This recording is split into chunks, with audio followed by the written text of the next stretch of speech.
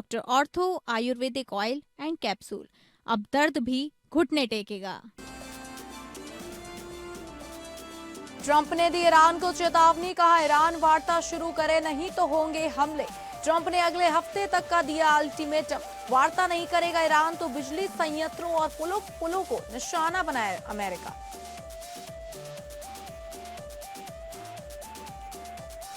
दो 2029 में एक साथ होंगे लोकसभा और विधानसभाओं के चुनाव, बदले जा सकते हैं कानून। संयुक्त संसदीय समिति अध्यक्ष पीपी चौधरी ने की लखनऊ में घोषणा। जज उत्तम आनंद हत्याकांड में हाईकोर्ट का बड़ा फैसला, दोषियों की उम्र कैद बरकरार, हाईकोर्ट ने की अपील खारिज। बुलंदशहर में देर रात डबल मर्डर, 15 मिनट तक दो पक्षों में ताबड़तोड़ फायरिंग और पथराव, दोनों गुटों के 2 लोगों की मौत।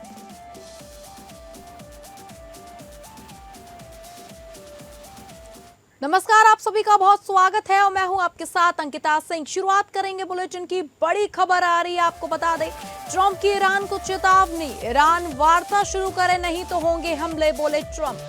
ट्रंप ने अगले हफ्ते तक का दिया अल्टीमेटम, बिजली संयंत्रों और पुलों को निशाना बनाएगा अमेरिका। अमेरिका ने लगातार चौथे दिन ईरान पर एयर स्ट्राइक की है। अमेरिकी सेना ने मंगलवार रात लगातार चौथे दिन ईरान के कई सैन्य ठिकानों पर एयर स्ट्राइक की। इसके साथ ही ईरानी बंदरगाहों की समुद्री नाकेबंदी भी शुरू कर दी गई है। अमेरिका का कहना है कि यह कार्रवाई ईरान पर दबाव बढ़ाने के लिए की जा रही है। अमेरिका के राष्ट्रपति डोनाल्ड ट्रंप ने चेतावनी दी है कि अगर ईरान बातचीत की मेज पर वापस नहीं लौटा तो अमेरिका अगले हफ्ते से ईरान के बिजली संयंत्रों और पुलों को निशाना बनाएगा। ट्रंप ने यह भी कहा कि अगर तेहरान वॉशिंगटन के साथ समझौता करने में विफल रहता है तो उसके पास कुछ नहीं बचेगा। ट्रंप ने दावा किया कि अगर वार्ता दोबारा शुरू नहीं होती है तो अमेरिका आने वाले दिनों में ईरान के खिलाफ अपने सैन्य अभियान को और तेज करेगा। ट्रंप ने कहा कि हम कल रात उन्हें बहुत जोरदार तरीके से निशाना बनाएंगे, उसके अगले दिन भी कड़ा हमला करेंगे और फिर अगले हफ्ते उनके लिए हालात और खराब हो जाएंगे। अगले हफ्ते बिजली संयंत्रों की बारी आएगी। अगर वे बातचीत की मेज पर आकर बातचीत नहीं करते तो अगले हफ्ते पुलों की बारी आएगी। हम उनके सभी बिजली संयंत्रों और पुलों को तबाह कर देंगे। ट्रंप का यह बयान ऐसे समय आया है जब पश्चिम एशिया में तनाव बढ़ा हुआ है और दोनों देश एक दूसरे के ठिकानों पर हमले कर रहे हैं। CNN की रिपोर्ट के अनुसार अमेरिका और ईरान प्रतिनिधियों के बीच संपर्क बना हुआ है। हालांकि ट्रंप प्रशासन का कहना है कि जब तक ईरान हॉर्मुज जलजमरू मध्य पर समुद्री यातायात पर प्रतिबंध जारी रखेगा तब तक बातचीत आगे बढ़ नहीं सकती। ईरान के खिलाफ सैन्य अभियान कब तक जारी रहेगा? इस सवाल पर ट्रंप ने कहा कि हमले तब तक जारी रहेंगे जब तक वह उन्हें रोकने का फैसला नहीं करते। अमेरिकी राष्ट्रपति ने ईरान में जमीनी सेना भेजने की संभावना से पूरी तरह इंकार कर दिया। हालांकि उन्होंने संकेत दिया है कि वह अन्य विकल्पों को प्राथमिकता देना चाहते हैं। ट्रंप ने कहा, कभी कभी जमीनी अभियान की जरूरत पड़ती है, लेकिन हमारे पास ऐसे लोग हैं जो हमारी ओर से जमीनी अभियान चलाएंगे।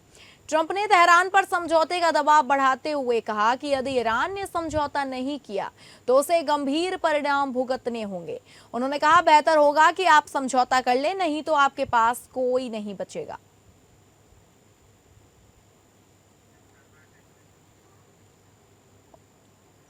और अगली बड़ी खबर का रुख करेंगे। एक देश एक चुनाव पर जेपीसी का बड़ा बयान। 2029 में एक साथ होंगे लोकसभा और विधानसभाओं के चुनाव, बदले जा सकते हैं कानून। जेपीसी अध्यक्ष पीपी चौधरी ने की घोषणा। खबर लखनऊ से है, जहां एक देश एक चुनाव संबंधी विधेयकों पर गठित संयुक्त संसदीय समिति के अध्यक्ष और भाजपा सांसद पीपी चौधरी ने कहा कि देश में वर्ष 2029 में लोकसभा और राज्य विधानसभाओं के चुनाव एक साथ होंगे। देश में बार बार चुनाव लोकतंत्र के खिलाफ है। सिविल सोसाइटी लोकसभा और राज्य विधानसभाओं के एक चुनाव एक साथ कराने के पक्ष में है। पीपी चौधरी की अगुवाई में जेपीसी 3 दिवसीय दौरे पर सोमवार को लखनऊ पर पहुंची थी। जेपीसी अध्यक्ष ने कहा, हम देश में जहां भी रह रहे हैं, आम जनता एक देश एक चुनाव का समर्थन कर रही है। लोकतंत्र की असली हितधारक जनता ही है। उन्होंने कहा, 1952 से 1967 तक 4 चुनाव एक साथ हुए थे। तब तो हमारे पास आज जैसा इंफ्रास्ट्रक्चर भी नहीं था। आज हमारे पास पर्याप्त ईवीएम भी है। चौधरी ने कहा कि लोकतंत्र की मूल भावना है कि चुनाव में अधिक से अधिक लोग वोट डालें, जो तभी संभव है जब चुनाव बार बार ना हो। तभी लोकतंत्र अपने सही मायनों में लागू होगा। विपक्ष कह रहा है कि एक चुनाव की अवधारणा संघीय ढांचे के खिलाफ है। जवाब में जेपीसी अध्यक्ष ने कहा, चुनाव की समय सारणी एक होने से संघीय ढांचे की भावना का उल्लंघन नहीं होता। 50 से 60 के दशक में एक साथ हुए चुनाव यह साबित करते हैं। इसी तरह से एक साथ चुनाव कराने के लिए पर्याप्त संसाधन न होने की विपक्ष की बात भी गलत है। आज भारत इंफ्रास्ट्रक्चर में बहुत आगे पहुंच चुका है। वन नेशन वन इलेक्शन जो हमारे माननीय प्रधानमंत्री जी की पहल है, वो देश के हित में है, देश के लोगों के विकास के हित में है, देश को तेजी से प्रगति कराने की दिशा में लिया गया एक कदम है। यही बात हमने आज माननीय संसदीय समिति के समक्ष भी बताई है कि इसे जल्दी से जल्दी लागू करना चाहिए। छोटी मोटी जो बातें चर्चा में आती हैं, उनके चलते जो मुख्य बात है उसको दरकिनार नहीं किया जा सकता और उन छोटी छोटी बातों को साथ में देखते हुए हमें इसे जल्दी से लागू करना होगा। कोई ऐसा विषय नहीं है, कोई ऐसी बात नहीं है जिसके चलते इस बड़ी भावना को, इस बड़े काम को रोका जाए। इसे जल्दी से। और इस खबर की अधिक जानकारी के साथ हमारे विशेष संवाददाता आनंद सिंह हमारे साथ जुड़ चुके हैं। आनंद, लगातार कुछ समय से एक देश एक राष्ट्र एक चुनाव की बात आ रही है और अब जेपीसी अध्यक्ष ने घोषणा की है कि चुनाव एक साथ होंगे, तो वहीं विपक्ष लगातार इसका उल्लंघन कर रहा है। तो क्या लगता है कि अब एक साथ चुनाव होंगे या नहीं होंगे, या विपक्ष इस पर कोई और रणनीति खेलेगा? बिल्कुल, देखिए, जो एनडीए के ज्यादातर सहयोगी दल हैं, भारतीय जनता पार्टी के नेतृत्व वाली, वो ज्यादातर दल इस बात के समर्थन में है कि एक राष्ट्र एक चुनाव होना चाहिए। हालांकि जो विपक्षी दल हैं वो लगातार इसका विरोध भी कर रहे हैं। ये बात जब से आई थी तब से लगातार आरोप प्रत्यारोप की राजनीति चल रही है। हालांकि इस मामले को लेकर एक जैसा कि आपने भी जिक्र किया है कि जेपीसी का गठन किया गया था ताकि इस बात का अध्ययन किया जा सके कि एक राष्ट्रीय चुनाव पर किस तरह से काम आगे बढ़ सकता है। और यही जो जेपीसी है, यही जो संयुक्त संसदीय समिति है, वो राजधानी लखनऊ में मौजूद है। यहाँ पर विधानमंडल के जो पीठासीन अधिकारी हैं, उनके साथ जो विपक्ष के नेता हैं, जो निर्वाचित सदस्य हैं, उनके साथ व्यापक विचार विमर्श किया गया है। कल उप मुख्यमंत्री केशव प्रसाद मौर्य और राज्य सरकार के कुछ अन्य मंत्री थे जिनके साथ ये बैठक हुई है। साथ ही साथ जो तमाम विपक्षी दल हैं, चाहे वो समाजवादी पार्टी हो, बहुजन समाज पार्टी हो, कांग्रेस हो या आम आदमी पार्टी या कम्युनिस्ट पार्टी, तमाम जो दल थे उनके साथ प्रतिनिधियों के साथ संवाद किया गया, बात की गई और ये देखा गया कि क्या दृष्टिकोण है, चाहे जो तमाम विभिन्न दल हैं उनका क्या दृष्टिकोण है एक राष्ट्र एक चुनाव को लेकर। इसके साथ ही साथ इस समिति ने तमाम जो व्यापार मंडल है, उद्योग संगठन है, उनके साथ भी बात की है ताकि ये देखा जा सके कि जो बार बार जिक्र हो रहा है कि देश में लगातार चुनाव होने से किस तरह से आर्थिक चुनौतियों का सामना करना पड़ता है, तो तमाम जो व्यापार मंडल और उद्योग मंडल है उनके संगठनों के साथ भी बैठक की गई है। उन्होंने भी, उनके जो सदस्य थे, उन्होंने भी अपनी बातें रखी हैं कि किस तरह से आर्थिक नुकसान लगातार चुनाव के कारण से पहुंचता है। तो ये तमाम चीजें हैं जिनका आकलन लगातार ये जेपीसी कर रही है और इसका जो निष्कर्ष होगा उसके आधार पर आगे बात होगी। जी ठीक है आनंद, आपका धन्यवाद जानकारी साझा करने के लिए। और अगली बड़ी खबर आ रही है अयोध्या से, जहां अयोध्या दान घोटाला मामले में एसआईटी को विस्तृत जांच के लिए 15 जुलाई का समय दिया गया था। कभी भी रिपोर्ट सरकार को सौंपी जा सकती है। भर्ती प्रक्रिया पर भी सवाल उठाए गए हैं।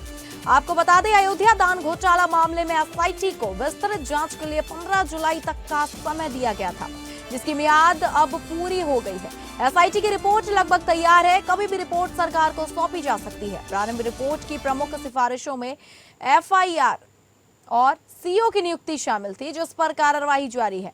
माना जा रहा है कि दो पहलुओं को एसआईटी ने सबसे अहम माना। इसमें पहला बिंदु भर्ती प्रक्रिया रही, क्योंकि जो गणना कर्मी जेल गए वे आउटसोर्स किए गए हाउसकीपिंग वाले थे। उनसे गिनती करवाई जा रही थी। सभी ट्रस्ट के पदाधिकारियों की सिफारिश पर भर्ती हुए थे। एसआईटी ने नियमों को ताक पर रखकर की गई भर्ती को चोरी की बड़ी वजह माना है। एसआईटी ने माना है कि एसओपी के नियमों में बदलाव कर उन्हें कमजोर करने से चोरी करने की गुंजाइश बनी। एसआईटी को ट्रस्ट के ऑडिट में भी कुछ खामियां मिली हैं। उसमें और पारदर्शिता लाने समेत कई सुझाव दिए गए हैं। चढ़ावे में आए जेवरात को लेकर विशेष सुझाव भी दिए गए हैं।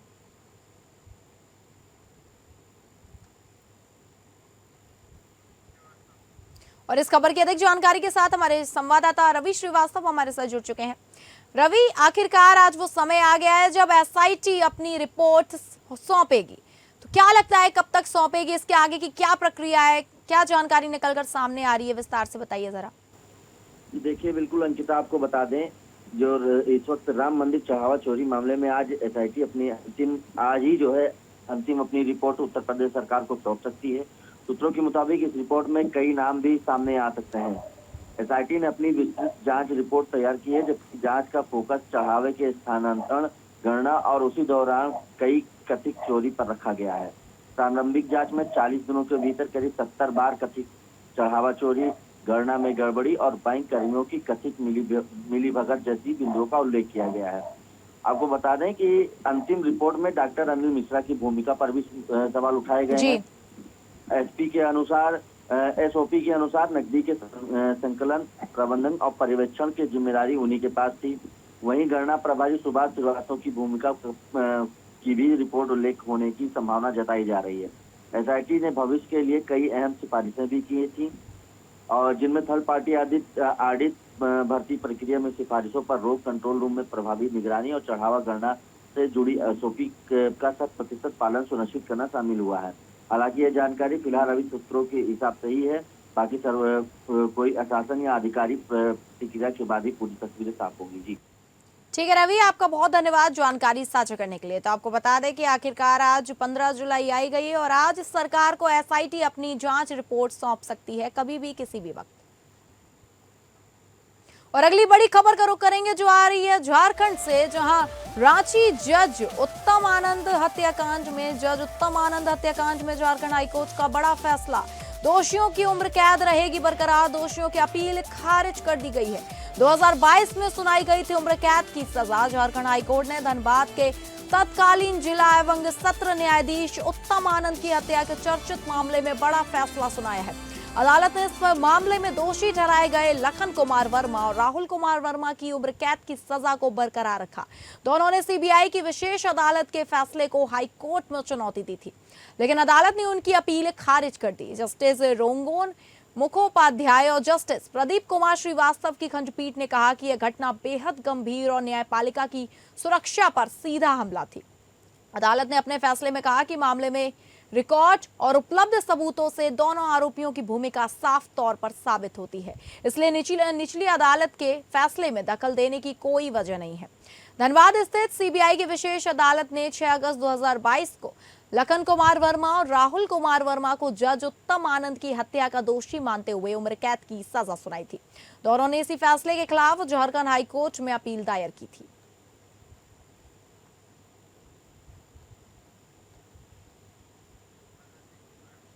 और इस खबर की अधिक जानकारी के साथ हमारे ब्यूरो हेड अजय सिंह हमारे साथ जुड़ चुके हैं। अजय, ये जो हत्याकांड है, जिस तरीके से उत्तम आनंद हत्याकांड में दोषियों की जो उम्र कैद की सजा है उसको बरकरार रखा गया है और सजा को बढ़ा दिया गया है, तो अगर पीछे जाए तो ये पूरा मामला क्या था, कहां से ये पूरा शुरू हुआ, पूरी वारदात को अंजाम दिया गया, कौन कौन लोग शामिल थे, क्या पूरा मामला था, विस्तार से बताइए। देखिए अंकिता, ये 28 जुलाई 2021 की सुबह में मॉर्निंग वॉक में धनबाद के तत्कालीन जिला एवं सत्र न्यायाधीश उत्तम आनंद जो है वो घूमने निकले थे। इसी दरमियान पीछे से एक ऑटो वाले ने टक्कर मार दी थी और वो टक्कर मार के जब इसके बाद उनको अस्पताल पहुंचाया जाता है जहां उनकी मृत्यु हो जाती है, तब सीसीटीवी फुटेज जब खंगाली जाती है तो उसमें ये बात सामने आती है कि वो जानबूझकर वो टक्कर मारी गई थी और तब जो है न्यायपालिका की सुरक्षा पर भी सवाल उठे थे। उसी कड़ी के बाद 3 अगस्त 2021 को ये जो है जांच सीबीआई को सौंप दी जाती है। इसके बाद 6 अगस्त 2022 को विशेष अदालत की जो है 58 गवाहों के फर्द बयान के आधार पर लखन जो आरोपी थे लखन वर्मा और राहुल वर्मा को दोषी पाती है और उम्र कैद की सजा सुनाई जाती है। इसी मामले में सजायाफ्ताओं की ओर से हाई कोर्ट में दायर क्रिमिनल अपील याचिका की सुनवाई होती है और हाई कोर्ट के जो जस्टिस हैं रंगन मुखोपाध्याय और जस्टिस प्रदीप कुमार श्रीवास्तव की खंडपीठ ने उस विशेष अदालत के फैसले को सही ठहराती है और कहती है कि इनको जो है से ये हत्या जो है आकस्मिक नहीं थी, ये घटना आकस्मिक नहीं थी, ये जानबूझकर किया गया था इसलिए इनको पूरी ताउम्र जो है इनको जेल में बितानी होगी। जी अंकिता, अगली बड़ी खबर का रुख करेंगे जो आ रही है बुलंदशहर से, जहां बुलंदशहर में देर रात डबल मर्डर, 15 मिनट तक दो पक्षों में ताबड़तोड़ फायरिंग और पथराव, दोनों गुटों के 2 लोगों की मौत, इलाके में पुलिस बल तैनात। उत्तर प्रदेश के जनपद बुलंदशहर में थाना सिकंदराबाद कोतवाली क्षेत्र के गांव निजामपुर में पैसों के लेन देन को लेकर 2 पक्षों के बीच ताबड़तोड़ फायरिंग हो गई। सरेआम हुई इस गोलीबारी में अजब सिंह और सोनू नाम के 2 लोगों की मौत हो गई, वहीं जबकि 2 अन्य लोग गोली लगने से घायल हो गए। प्रत्यक्षदर्शियों के अनुसार दोनों पक्षों के बीच पहले से रंजिश चली आ रही थी। इसी विवाद में आज कहासुनी इतनी बढ़ गई कि दोनों ओर से अंधाधुंध फायरिंग शुरू कर दी गई। करीब 50 राउंड फायरिंग होने की बात सामने आ रही है। फायरिंग के दौरान इलाके में अफरा तफरी मच गई और लोग जान बचाकर भागने लगे। सूचना मिलते ही एसएसपी दिनेश कुमार सिंह समेत पुलिस के आला अधिकारी मौके पर पहुंचे। स्थिति को नियंत्रित करने में गांव में भारी पुलिस फोर्स तैनात कर दी गई, जबकि एडीजी मेरठ जोन भानु भास्कर और डीआईजी मेरठ रेंज कलानिधि नैथानी भी घटना स्थल पर पहुंचकर हालात का जायजा लिया। घायलों को तत्काल नजदीकी अस्पताल में भर्ती कराया गया। मृतकों के शव पोस्टमार्टम के लिए भेज दिए गए हैं। दोनों पक्षों की ओर से ताबड़तोड़ फायरिंग के बाद पूरे क्षेत्र में तनाव का माहौल बना हुआ है। पुलिस ने मामले में मुकदमा दर्ज कर आरोपियों की तलाश शुरू कर दी है। पुलिस ने अब तक 3 लोगों को हिरासत में ले लिया है, पूछताछ जारी है। गांव में शांति बनाए रखने के लिए अतिरिक्त पुलिस बल तैनात किया गया है। हम लोग थाना सिकंदराबाद में जनपद बुलंदशहर में यहाँ पे गांव पे खड़े हैं। इसमें ये सूचना प्राप्त हुई है और हमारे साथ डीआईजी मेरठ रेंज श्री कलानिधि नैथानी साहब और एसएसपी बुलंदशहर श्री दिनेश कुमार सिंह साहब हैं। ये सूचना प्राप्त हुई है कि पैसे को लेन देन को लेके फायरिंग की घटना हुई है, जिसमें 2 व्यक्तियों की मृत्यु हुई है। इसमें जो मृत्यु जो हुई है उसमें सुनील उर्फ सोनू पुत्र यादराम और दूसरे हैं जो प्रथम पक्ष है वो सुनील उर्फ सोनू पुत्र यादराम है और सत्तू पुत्र लोकेश निवासीगण है निजामपुर थाना सिकंदरा के। और दूसरे पक्ष से अजब सिंह पुत्र युद्धपाल, अरविंद पुत्र वीरपाल, रतन पुत्र युद्धपाल और सिंहराज पुत्र युद्धपाल।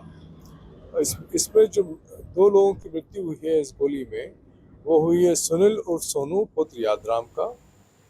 और अगली बड़ी खबर आ रही है, आपको बता दें सुप्रीम कोर्ट में अपने मामले की सुनवाई के दौरान विरोध स्वरूप कोर्ट में पेपर उछालकर मुख्य न्यायाधीश के खिलाफ अभद्र टिप्पणी करने वाले 2 आरोपियों को दिल्ली की पटियाला हाउस कोर्ट में पेश किया जाएगा। इस मामले में आरोपी प्रबल प्रताप और चंद्रभान को दिल्ली पुलिस ने लोक सेवकों के काम में बाधा डालने, अधिकारियों को धमकाने और आपराधिक इरादे के आधार पर एफआईआर दर्ज कर उन्हें गिरफ्तार कर लिया है। सुप्रीम कोर्ट में 10 जुलाई को जस्टिस केवी विश्वनाथन की अध्यक्षता वाली बेंच में आरोपी प्रबल प्रताप के द्वारा दाखिल की गई अपील पर वह अपनी दलील देने के लिए कोर्ट के सामने आया और उसके द्वारा कोर्ट से इस मामले में एफआईआर दर्ज कराने का आदेश देते हुए खुद को संप्रभु बताया। इसके बाद उसने मुख्य न्यायाधीश के खिलाफ अभद्र टिप्पणी करते हुए पेपर उछाल दिए। इस घटना के बाद दिल्ली पुलिस ने सुप्रीम कोर्ट सिक्योरिटी स्टाफ के बयान के आधार पर एफआईआर दर्ज की है। फिलहाल ये दोनों पुलिस हिरासत में हैं।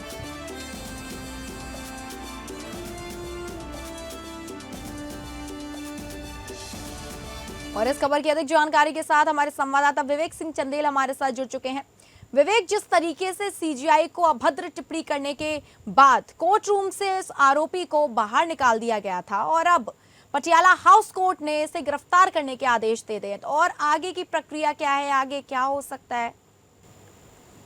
बिल्कुल थोड़ा करेक्शन करना चाहेंगे। हाँ जी, क्योंकि जब 10 तारीख को ये घटना हो उसके बाद जिस कोर्ट में ये घटना हुई थी उसकी सुनवाई कर रहे जस्टिस केवी विश्वनाथ ने बाद में अपने आदेश में कहा, इस बात को स्पष्ट किया कि जो ये घटना करने वाला ये लॉ का स्टूडेंट प्रबल प्रताप और उसका सहयोगी चंद्रभान था, इनके ऊपर कोई कोर्ट कार्रवाई नहीं करेगी। हालांकि उसके बाद जो पिटिशन इन पर्सन की वजह से जो एक सिक्योरिटी गार्ड उसके साथ वहाँ पे मौजूद रहता है सुनवाई में, उसने जब अभद्र टिप्पणी की उसके द्वारा, यानी कि जब प्रवीण प्रताप के द्वारा अभद्र टिप्पणी की गई, तो उस दौरान जो सिक्योरिटी गार्ड मौजूद था, जो कि हमेशा कोर्ट में मौजूद रहता था पिटिशन इन पर्सन के लिए, उसकी शिकायत पर तिलक मार्ग थाने में एक FIR दर्ज की जाती है, जिसमें सरकारी लोक सेवक के कार्य में बाधा डालने, उसमें बल प्रयोग करने और जो एक इंटेंशन है बल प्रयोग करने का, उसके आधार पर 3 BNS की 3 धाराओं के तहत उसके ऊपर मामला दर्ज किया गया है, जिसमें अधिकतम 2 साल की सजा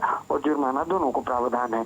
क्योंकि जब दिल्ली पुलिस में ये FIR दर्ज की गई, उसके बाद इनको गिरफ्तार कर लिया गया था। गिरफ्तारी के बाद इनको 2 दिन के लिए 2 दिन की न्यायिक हिरासत में भेज दिया गया था और आज उनको दोबारा पटियाला हाउस कोर्ट में पेश किया जाएगा। इसके बाद अब जो दिल्ली पुलिस होगी जो इस मामले में जांच कर रही है, उसकी जो आगे की स्थिति होगी उसके ऊपर तय होगा कि उसको न्यायिक हिरासत में भेजा जाएगा या ये दोनों की तरफ से कोई जमानत की मांग की जाती है। क्योंकि जो ये मामला था, ये मामला जस्टिस KB विश्वनाथ की अध्यक्षता वाली बेंच तो इस मामले पर सुनवाई कर रही थी। उसमें ये प्रबल प्रताप की तरफ से एक SLP दाखिल की गई थी इलाहाबाद हाई कोर्ट के एक आदेश के खिलाफ, जिसमें इलाहाबाद हाई कोर्ट ने एक ACP और एक कंपनी साइबर फ्रॉड के शिकार हुए इसके प्रबल प्रताप के ऊपर मामले में FIR दर्ज करने का आदेश देने से इनकार कर दिया था, जिसके खिलाफ उसने सुप्रीम कोर्ट में अपील दाखिल की थी। जब सुप्रीम कोर्ट में यह मामला सुनवाई के लिए आया 10 जुलाई को, वेकेशन बेंच चल रही थी, उस दौरान कोर्ट के सामने वो आता है और प्रबल प्रताप ये कहता है कि मैं as a sovereign of this country, I am just saying to file the FIR against the ACP and the company। तो कोर्ट ने ये बात पूछी कि क्या आप हमें इसका आदेश दे रहे हैं, तो इसने कहा कि हाँ, हम इसके लिए आपको आदेश दे रहे हैं और इसके FIR दर्ज कीजिए। इसके बाद उसने पेपर उठाया और CJI के खिलाफ अभद्र टिप्पणी करते हुए पेपर को लहरा दिया। उसी दौरान जो वहाँ पर मौजूद सिक्योरिटी गार्ड था, उसने उसको पकड़ने की कोशिश की, लेकिन वो जबरदस्ती करता रहा, जिसके बाद उसको टैकल करके बाहर ले जाया गया। हालांकि बाद में कोर्ट ने उसे मना कर दिया कि हम उसको कोई कार्रवाई नहीं चाहते हैं, लेकिन जो सिक्योरिटी गार्ड था जो उसके साथ वहां पे था, उसकी कंप्लेन के बाद FIR दर्ज की और इन दोनों को गिरफ्तार कर लिया गया था। ठीक है विवेक, आपका धन्यवाद जानकारी साझा करने के लिए।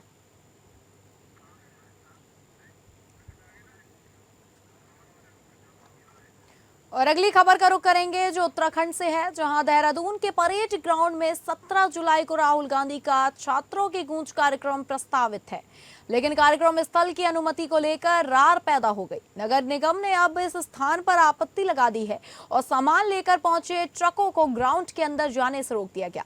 कांग्रेसियों ने प्रशासन पर भाजपा के दबाव में काम करने का आरोप लगाया है। वहीं बड़ी संख्या में कांग्रेसी देर रात परेड मैदान पहुंचे और ट्रकों को अंदर ले जाने की मांग करते हुए नारेबाजी की। इस दौरान पुलिस ने उन्हें आगे जाने से रोका तो पुलिस के कार्यकर्ताओं की धक्का मुक्की हो गई। कांग्रेस ने परेड ग्राउंड में कार्यक्रम कराने के लिए 15 से 17 जुलाई तक अनुमति के लिए आवेदन किया था। शुल्क भी जमा कर दिया गया था। नगर निगम ने सशर्त अनुमति जारी कर दी थी। परेड ग्राउंड में ही भारत सरकार की ओर से लोक संवर्धन कार्यक्रम भी चल रहा है, जो 15 जुलाई को खत्म होना था, लेकिन हरेला के अवसर पर इस कार्यक्रम को 2 दिन 16 और 17 जुलाई तक बढ़ा दिया गया है।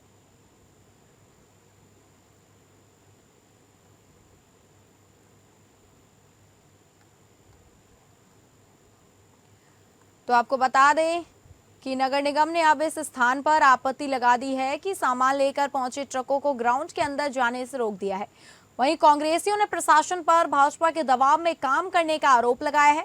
बड़ी संख्या में कांग्रेसी देर रात परेड मैदान पहुंचे और ट्रकों को अंदर ले जाने की मांग करते हुए नारेबाजी करने लगे।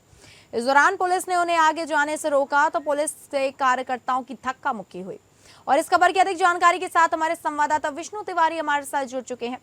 विष्णु, जिस तरीके से कांग्रेस अपना जो कार्यक्रम है 15 से 17 जुलाई तक करने वाली है और अब इस पर मना कर रहे हैं, अंदर नहीं जाने से रोक रहे हैं, हल्ला बुल्ली हो रही है, पुलिस से धक्का मुक्की हो गई है कांग्रेसियों की, क्या वजह है आखिर जिस तरीके से वो रोक रहे हैं? ये पूरा मामला क्या है?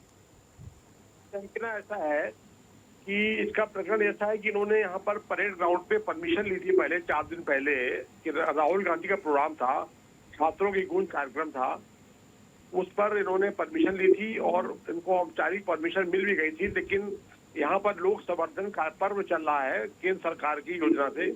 परेड ग्राउंड पे यहाँ पर लगा हुआ है मेला, तो उस मेले के चक्कर में कि यहाँ पर इन्होंने जो भीड़ ज्यादा होगी इसलिए उन्होंने इस मेले को इसको 17 तारीख तक बढ़ा दिया गया है जी। और इन्होंने ये जो कांग्रेस थी ये हट लगाई हुई थी परेड ग्राउंड पे ही हम करेंगे। तो रात में कल इन्होंने काफी हंगामा किया वहां पर और जो प्रदेश अध्यक्ष थे गणेश गोदियाल, प्रीतम सिंह, इन काफी लोगों ने वहां पर नारेबाजी करी, लेकिन रात पर ही इनको जो है ये कह दिया गया कि आप वैकल्पिक व्यवस्था देख ले। तो वहां पर बन्नू स्टेडियम एक यहाँ पर रेस कोर्स पे गुरु नानक गर्ल्स कॉलेज है, उनको वैकल्पिक व्यवस्था कर दी गई है और शायद कार्यक्रम वहाँ बन्नू स्टेडियम पे निर्धारित 17 तारीख को जो राहुल गांधी आएंगे वहां पर होगा, निश्चित हुआ है। ठीक है विष्णु, आपका धन्यवाद जानकारी साझा करने के लिए।